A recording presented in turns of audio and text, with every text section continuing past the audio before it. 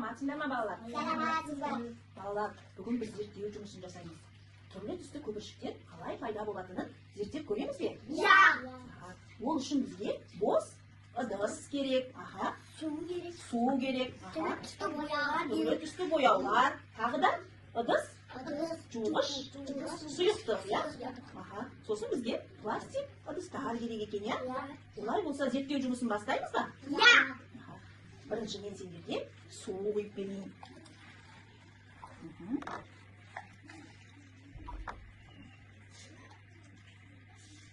Енді осы суға біз түрлі түсті бояулар саламыз.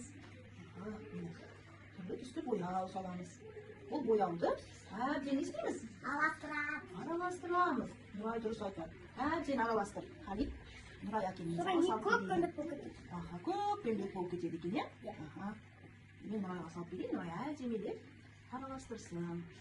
Үстімізді бұлғап алмаймыз, иә, балалар? Әдемелеп араластыр, Нұрай. Қане, Ернұр, мен саған көк түсті салып берейін. Жігіттер көк түсіні жақсы көреді, иә? Көк түсті салып берейін. Әдемелеп араластырамыз, иә? Араластырайын, Нұрай. Араластырайын. Араластырамыз.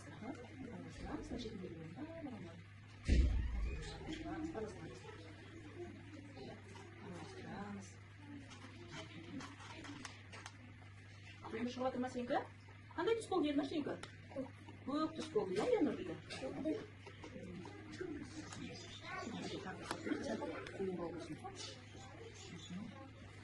Араластырайын. Енді осының үстіне сендерге ыдыс, жуғыш, сұйықтық құйып беремін. Барлығы араласып жатыр ма бір-біріне, балалар?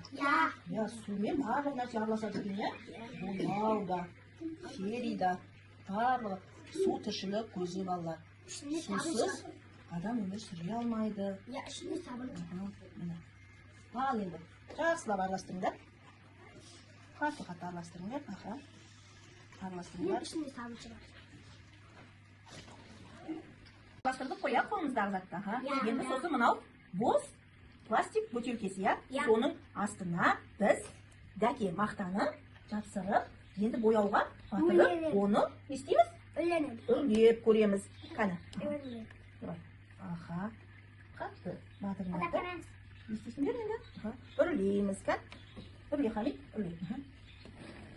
Үрле. Қатты үрле. Үрле бер, Халид, үрле. Қандай көпіршіктер шығып